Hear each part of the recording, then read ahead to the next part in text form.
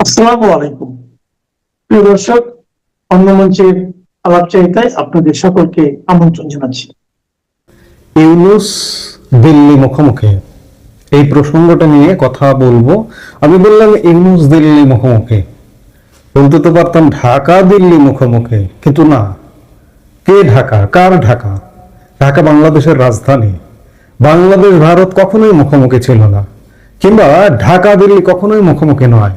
বাংলাদেশের বেশিরভাগ মানুষ, আমি বারবার বলেছি, এখনো বলছি, ভারত বাংলাদেশ একটা যৌক্তিক সম্পর্কে বিশ্বাস করে। বাংলাদেশের বেশিরভাগ মানুষ ঢাকা দিল্লি একটা যৌক্তিক সম্পর্কে বিশ্বাস করে।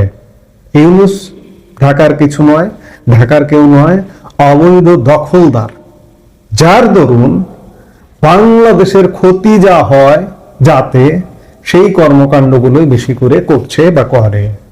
ডক্টর ইউনূস এই অবৈধ ক্ষমতা দখল প্রাককালেই যদি বলেন, শপথ নেবার প্রাককালেই যখন দেখলেন যে বাংলাদেশ কিছু অংশ, একটি উত্তপ্ত অংশ আছে যে ভারত বিরোধী, সেই ভারত বিরোধী সেন্টিমেন্টটাকে কাজে লাগানোর জন্য শপথ গ্রহণের আগে, এগুলো কথা অনেকবার বলেছি, আবারও বলছি, স্মরণ করিয়ে দিতে হবে বারবার, যে শপথ গ্রহণের আগে ফ্রান্স থেকে হুঙ্কার দিলেন, প্যারিস থেকে, যে বাংলাদেশ যদি কোনোভাবে আক্রান্ত হয় তাহলে ভারতের উত্তর পূর্বাঞ্চলের রাজ্যগুলো, কলকাতা, কেউ রক্ষা পাবে না। ভারত কি বাংলাদেশকে আক্রমণ করেছিল সেই সময়? ইউনূস শুধুমাত্র বাংলাদেশি ভারত বিরোধী সেন্টিমেন্টকে কবজা করবার জন্য, ক্ষমতার মসনদকে দীর্ঘস্থায়ী করবার জন্য, নিজেকে জনপ্রিয় হিসেবে আবির্ভূত করবার জন্য ভারত বিরোধী, ভারত বিদ্বেষী মন্তব্য করে ক্ষমতার মসনদে বসেছিলেন। এবং ক্ষমতায় বসার পর থেকে ইউনূসের একের পর এক ভারত বিরোধী তির্যক মন্তব্য, যেমন চীনা বিনিয়োগ টানতে গিয়ে উত্তর পূর্ব ভারতের প্রসঙ্গ টেনেছিলেন, আপনাদের মনে আছে নিশ্চয়ই। আবার নেপালের প্রতিনিধি ইউনূসের সাথে সাক্ষাৎ করতে এলে নেপালের প্রতিনিধির সাথে সেভেন সিস্টার্স প্রসঙ্গ টেনেছিলেন তিনি। অতি সম্প্রতি পাকিস্তানি শীর্ষ জেনারেল শাহির শামশাদ মির্জাকে যে একটা বই উপহার দিয়েছেন জুলাই সহিংসতার চিত্রকর্মের, তার প্রচ্ছদটা নিয়েও ভারতে ব্যাপক বিতর্কের জন্ম দিয়েছিল, ব্যাপক সমালোচনা হয়েছিল। এই যখন অবস্থা, তখন তথাকথিত বাংলাদেশের অন্তর্বর্তী সরকারের প্রধান উপদেষ্টা মোহাম্মদ ইউনূসকে নিয়ে ভারতের প্রতিরক্ষা মন্ত্রী রাজনাথ সিং একটা মন্তব্য করেন। ভারতের নেটওয়ার্ক 18 গ্রুপের প্রধান সম্পাদক রাহুল যোশীর সঙ্গে গত শুক্রবার একান্ত সাক্ষাৎকারে রাজনাথ সিং বাংলাদেশের অন্তর্বর্তীকালীন সরকারের প্রধান উপদেষ্টা মোহাম্মদ ইউনূসকে নিজের কথাবার্তায় সতর্ক থাকার পরামর্শ দেন। সাক্ষাৎকারে রাজনাথ সিং বলেছিলেন যে আমরা বাংলাদেশের সাথে কোনো টানাপোড়েন চাই না, তবে ইউনূসকে তার বক্তব্যে সতর্ক থাকতে হবে। শুক্রবার নেটওয়ার্ক 18 গ্রুপের একটি গণমাধ্যম ফার্স্ট পোস্ট এই সাক্ষাৎকারটি প্রকাশ করে। আর এই সাক্ষাৎকার প্রসঙ্গে গতকাল রোববার বাংলাদেশের পররাষ্ট্র মন্ত্রণালয় একটি প্রতিক্রিয়া দেখিয়েছে। পররাষ্ট্র মন্ত্রণালয়ের মুখপাত্র বলেন, ভারতের প্রতিরক্ষা মন্ত্রী রাজনাথ সিং বাংলাদেশের সম্মানিত প্রধান উপদেষ্টা অধ্যাপক মোহাম্মদ ইউনূস সম্পর্কে যে মন্তব্য করেছেন তা আমাদের নজরে এসেছে।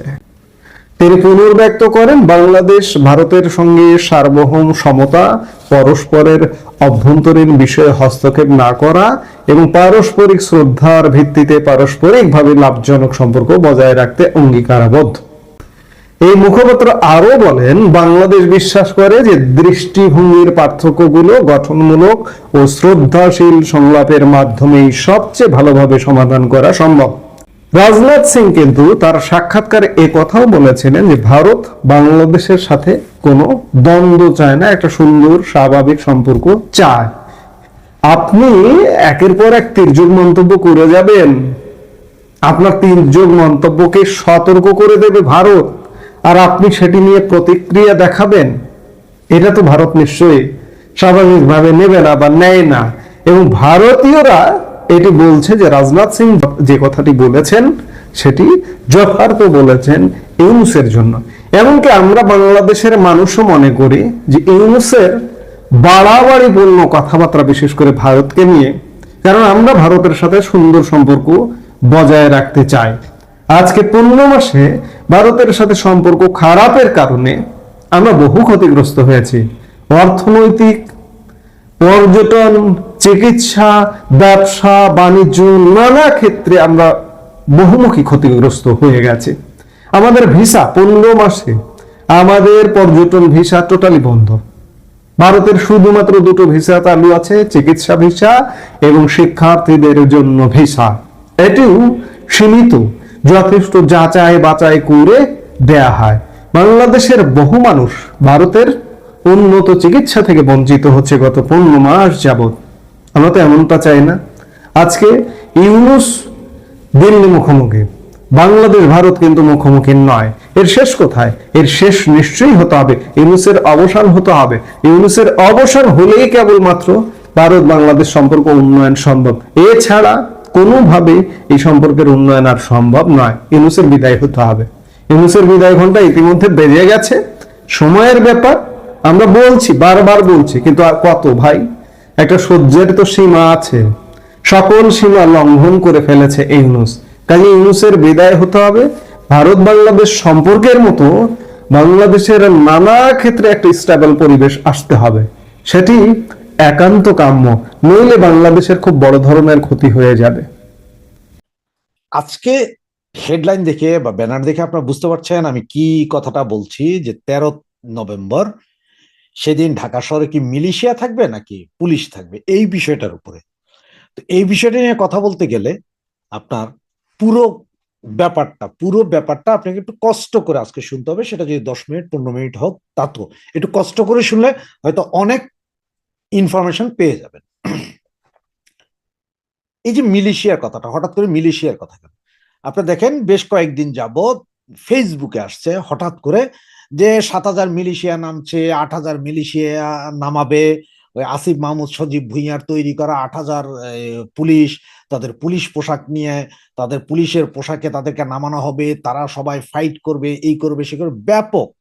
আবার এদিকে আপনারা দেখেন যে গতকালকের ভিডিওতেই বলেছি যে 15টা জেলার ডিসি চেঞ্জ করা হয়েছে, যেটা কালকেই এক্সপ্লেন করেছি কেন করা হয়েছে, এবং 50টা থানাকে টোটালি রেড অ্যালার্টে রাখা হয়েছে, এবং কিছু যে আপনার রিজার্ভ পুলিশ যারা আছে তাদেরকে আনা হচ্ছে, বিভিন্ন জায়গা থেকে রিজার্ভ ক্যাম্প থেকে পুলিশ আনা হচ্ছে।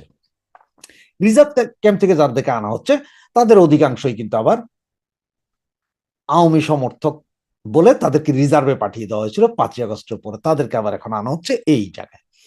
আর এই মিলিশিয়ার কথা যেটা ভাই, এটা আমার কাছে মনে হয় যেন এটা একটা বোগাস।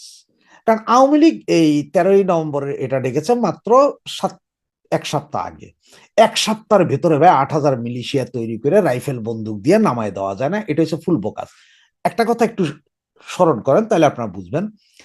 যেমন এই যে বিরোধী দল যখন আওয়ামী লীগ সরকার যখন ক্ষমতা ছিল, বিএনপি জামাত যখন আন্দোলন করতো তখন বলতো এই পুলিশের সাথে ছাত্রলীগ আছে, সুতরাং ছাত্রলীগ তোমরা পুলিশ ছেড়ে আসো, আমরা খেলা দেখাই দিব, এই কথাটা কিন্তু তখন ওরা বলতো।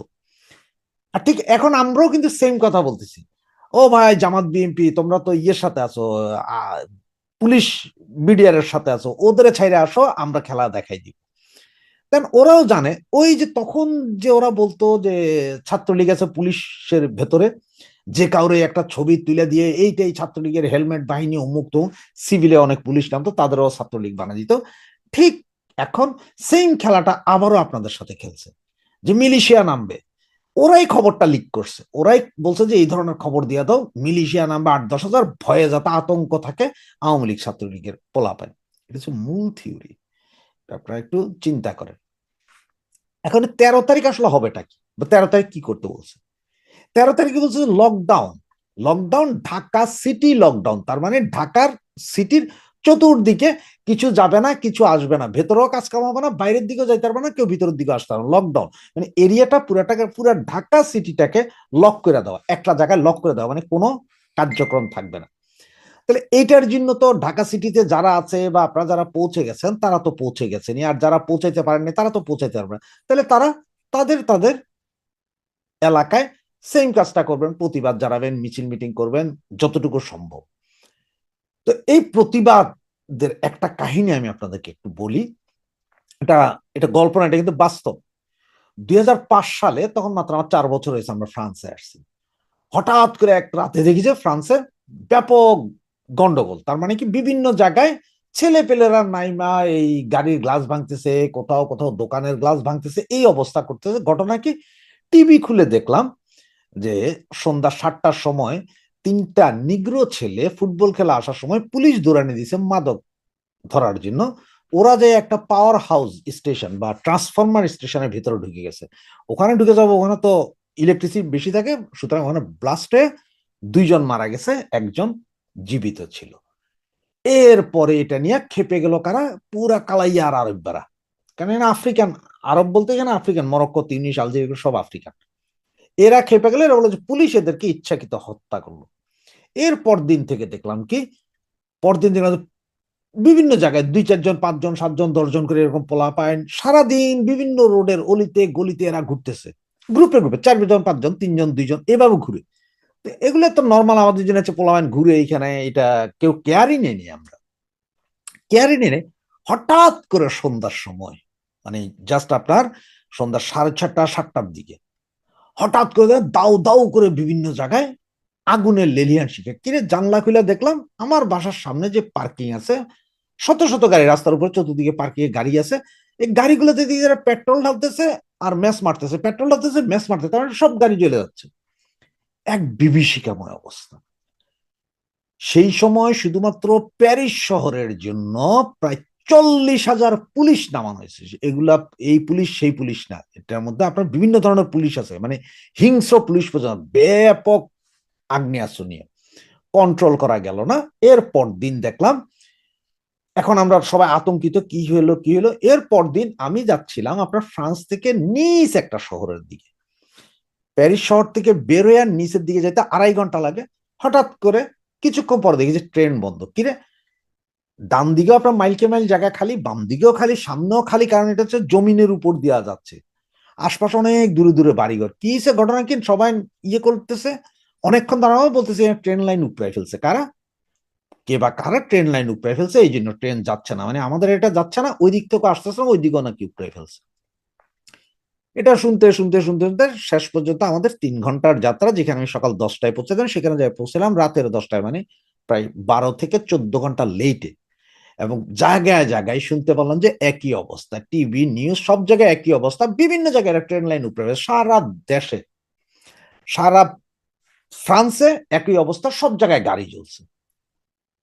ওখানে যাই দেখলাম আরেক খেলা, পোলাপাইন বিভিন্ন মোটরসাইকেল এই সেই থেকে বোতলে বোতলে করে পেট্রোল নিচ্ছে। তার কারণ হচ্ছে পেট্রোল পাম্পে গেলে কিন্তু এখানে পেট্রোল দেয় না বোতলে, এই পেট্রোল নিচ্ছে ওরা বিভিন্ন জায়গায়। আস্তে পেট্রোলটা ছিটাই দিয়ে একটা ম্যাচ মেরে দিচ্ছে, একজন সিঙ্গেল লোক ব্যাংকের সামনে যায় ছিটে দিচ্ছে, মার্কেটের সামনে ছিটে দিচ্ছে, বড় বড় মার্কেট গ্লাসের 2-4-5টা পাথর মেরে দিয়ে হাওয়া, 1-2 জনে কাম। সারা ফ্রান্স শহর 3 দিনে 70,000 পুলিশ নিয়োগ দেওয়া হয়েছিল। পুলিশ, বিডিআর, আর্মি, উপরে হেলিকপ্টার, বিমান দিয়ে অনেক কিছু করছে।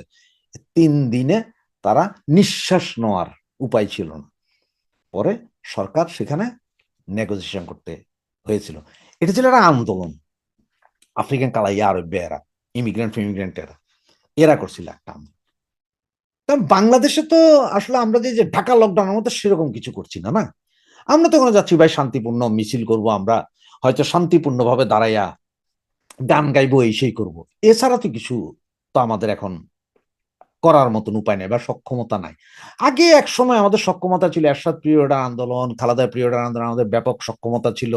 আমরা বিভিন্ন রাস্তায় কিছু পারছি আর না পারছি গাছ কাইটা দিছি, বিভিন্ন রাস্তাঘাটে আমরা 2-4-5 জন আগে গেছি, আর একজনকে সাইকেলের মধ্যে বস্তায় পাথর, বড় বড় কঙ্কর পাথর তুলে দিছি, ভাইয়া আসেন, ফালাই দিস, ওগুলা দিয়ে মারামারি করছি পুলিশের সাথে। এইভাবে আমরা করছি। আমরা ফ্রান্সে আরেকটা জিনিস দেখছিলাম, মজার জিনিস, সেটা হচ্ছে হাইওয়ে রোড। ভাই, হাইওয়ে রোড করলো কি, এটা খবরে দেখাইছে, হাইওয়ে রোড করলো কি, অনেক জায়গায় কাজ চলতেছে না হাইওয়ে রোডের এক সাইডে, আর এক পাশ দিয়ে যে ডাইনে বামে আসতেছে, হাইওয়ে রোডের বিভিন্ন জায়গায় আপনার কাট, কি বলে আপনার, এটা ওই যে প্যারাক বলেন না, প্যারাক, কালো কালো কালো কালো তুলে প্যারাক আছে, ছোট ছোট প্যারাক, একটু 3 মাথার টাইপের, এইরকম প্যারাক বিভিন্ন জায়গায় ছিটাই রাখছে। তার মানে হচ্ছে কি জানেন, হাইওয়ে রোডে গাড়ি চলতেছে, প্যারাক ঢুকতেছে, গাড়িতে শেষ, ওই গাড়ি ওখানে লো, এর পেছনে এবার শত শত গাড়ি দাঁড়ায় রয়েছে। ওই যেখানে ট্রেন লাইনের উপর দিয়ে যেখানে গাড়িটা যায়, ওই ট্রেন লাইনের ভেতরে প্রচুর প্যারাক, মানে গাড়ির চাক্কা পড়লেই ওখানে প্যারাক ঢুকতেছে, বড় বড় প্যারাক গাড়ির চাক্কায় ঢুকতেছে, গাড়ি লক। তো এই ধরনের করছে ওরা ওখানে। এটা ফ্রান্সের কথা বলতেছি আর কি আপনারে। এগুলা মানে কালাইয়া আরবদের বুদ্ধি বলতেছি, যে ওদের বুদ্ধিটা কি দেখেন, যে রেল লাইনের লাইন উপড়ায় ফেলা, ওইদিকে রাস্তার উপরে কাটা ফালায় দেওয়া, কাটা মানে হচ্ছে প্যারাক ফালায় রাখা, এগুলা। এরপরে পেট্রোল লইয়া বিভিন্ন ব্যাংকের, আমাদের দেশে যেরকম ব্যাংকের বুথ গুলো আছে না, এরকম বুথ, কোন বুথের ভাই গ্লাস ছিল না, সব গ্লাস ভাঙা ফেলাই দিছে। ওই যে বুথ যেটা আছে না, এটার ভিতরে পেট্রোল ঢালা দিছে আগুন লাগে। আমাদের দেশের মতো তো এত অল্প না, এখানে তো শত শত বুথ আছে, রাস্তার কোনায় কোনায় বুথ আছে, এবং আপনার সিকিউরিটি ক্যামেরা থেকে শুরু করে সব, কিন্তু কোনো সিকিউরিটি ক্যামেরা ধরতে পারে নাই। তার কারণ কি জানেন? এগুলো সবার মাথায় ছিল ক্যাপ, সব শুধু চোখ মুখ, চোখ ছাড়া আর কিচ্ছু দেখা যায় না পোলাপেন। এই অবস্থায় যে তারা কাম করে দিছে। তো এইখানে এত উন্নত প্রযুক্তি, এত কিছু থাকার পরও কিন্তু ঠেকাইতে পারে নাই এই পোলাপাইনরে। তারা সারা বাংলাদেশে, মানে এই অঞ্চলে পুলিশ একটু ঘেটি ধরছে, অন্য অঞ্চলে ঘটাই দিছে কাম। এরপরে করলো কি, তারা বিভিন্ন ময়লার যে ড্রাম ট্রাম রাখে না রাস্তায়, এইসব ড্রাম মাইনা ফালাই দিল রাস্তার উপরে। ওই যে গাড়ি কিছু পইরা থাকে না এমনি গাড়ি করে, এগুলার ধাক্কায় আইনা দিল। বিভিন্ন শহরের পাশে যে গাড়ি দাঁড়ায় থাকে, যেমন আমাদের ধরেন যে বাংলাদেশের বিভিন্ন ডিপো গুলোর পাশে রাস্তার উপর গাড়িগুলো থাকে না, বড় বড় গাড়ি, এগুলো সবগুলোতে মাইরা দিতেছে আগুন। তার কারণ হচ্ছে যে এগুলো গেলেও কি হবে, গেলে তো সরকারও যাবে, পয়সা সব তো ইন্স্যুরেন্স, কিন্তু গরিব তো মরতেছে না। কিন্তু একটা লোকের গায়ে ওরা টাচ করে নাই, কোন ব্যক্তির গায়ে মারে নাই, এগুলোর উপরে করছে ব্যাপক আন্দোলন। তো এটা হচ্ছে ফ্রান্সের সহিংস আন্দোলন। তা আমরা তো ভাই কোনো সহিংসতা করতে যাচ্ছি না। তো আমার ওই যে কথা যেটা ছিল, সেটা হচ্ছে এরা যেটা এখন আপনাদেরকে ভুল বুঝাচ্ছে, যে মিলিশিয়া নামবে, 8,000 মিলিশিয়া, 10,000 মিলিশিয়া, এরা আপনাদেরকে এই করবে সেই করবে হ্যাং করবে ত্যাং করবে। ভাই এটা হচ্ছে ফুললি একটা প্রোপাগান্ডা ছাড়াচ্ছে, যাতে আপনি আমি ভয় পাই। আজকে রাতের এই রাতের আপনার 12টা 12:30 পর্যন্ত স্বরাষ্ট্র মন্ত্রণালয়ের মধ্যে পুলিশ, বিডিআর, আর্মি সব সহ যে কথা হয়েছে, সেখানের যে রিপোর্টটা এখন পর্যন্ত আমার কাছে আসছে, সেটা হচ্ছে যে আসলে আর্মির যে 50% উঠায় নেওয়ার কথা ছিল গত বুধবারে, তারা উঠাই নিছে। এখন আর 50% আছে। আজকে স্বরাষ্ট্রমন্ত্রী যেটা বলছে, আর্মি তো আর্মির জায়গা মতনই আছে, কোথাও যায় নাই, এরা উঠে নাই। তার মানে কি জানেন, বুধবারের পর থেকে যে 15% আছে সেটাই আছে ভাই, এর বাইরে না। মানে 100% ওগুলো নাই আসলে। উনি তো কথাটাকে এমন ভাবে বলছেন যাতে আপনারা না বুঝতে পারেন, যেটা আজকে ওই যে প্রশাসনিক মিটিং যেটা হয়েছে রাতের 12টা পর্যন্ত 1টা পর্যন্ত, সেটার কাহিনী। পুলিশকে বলছে আপনারা নার্ভাস হইেন না, আপনারা নার্ভাস হইেন না, জনগণকে নার্ভাস করা যাবে না, আপনারা নার্ভাস হয়ে গেলে সমস্যা। কারণ হচ্ছে পুলিশের মধ্যে নাকি ব্যাপক একটা নার্ভাসনেস আসছে। তারা চিন্তা করতেছে আওয়ামী লীগের যে কর্মী সমর্থকেরা সারা দেশে যদি একটা মেসাকার সৃষ্টি করে, তাহলে এটাকে ঠেকানোর মতন সক্ষমতা তাদের নাই। এটা পুলিশ সরাসরি বলছে। তারপরও তাদেরকে হোপ বাড়াচ্ছে, আপনারা ইয়ে করেন না। জানা এই কারণ হচ্ছে যে এই যে আজকে রাতে বিভিন্ন জায়গায়, ঢাকা সহ বিভিন্ন জায়গায় দেখছেন যে সাইকেলের টায়ার, মোটরসাইকেলের টায়ার, ট্রাকের টায়ার এনে পোলাপাইন জ্বালায় যে রাস্তার মধ্যে ছেড়ে দিতেছে।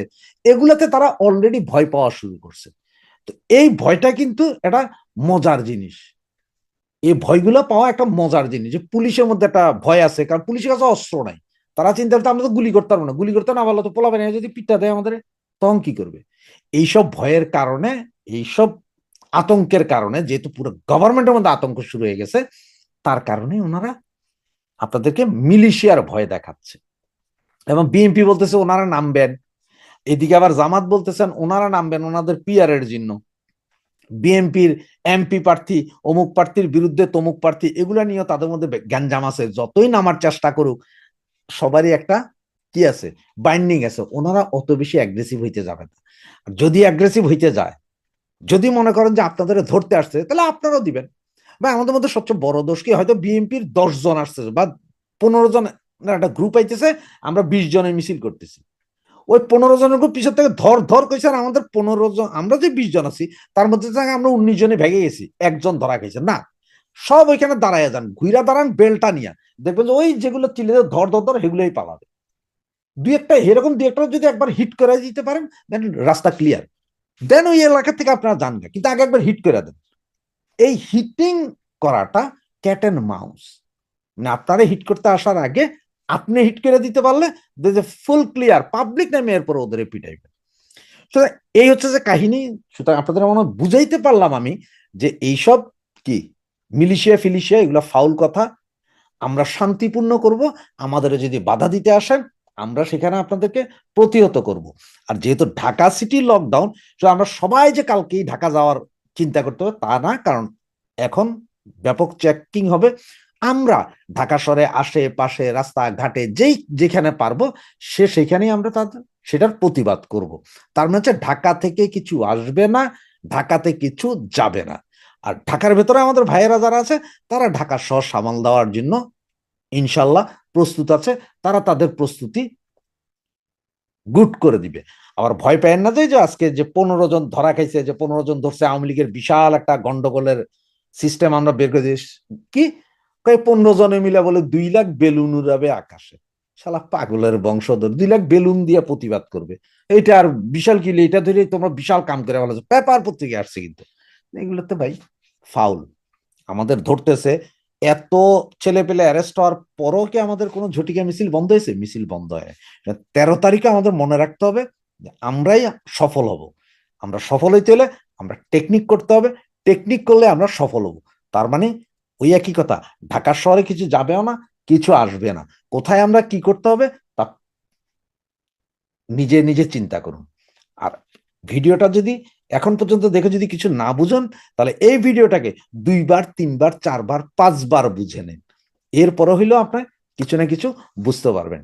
সুতরাং ভালো থাকবেন, সুস্থ থাকবেন, সেফে থাকবেন। জয় বাংলা, জয় বঙ্গবন্ধু।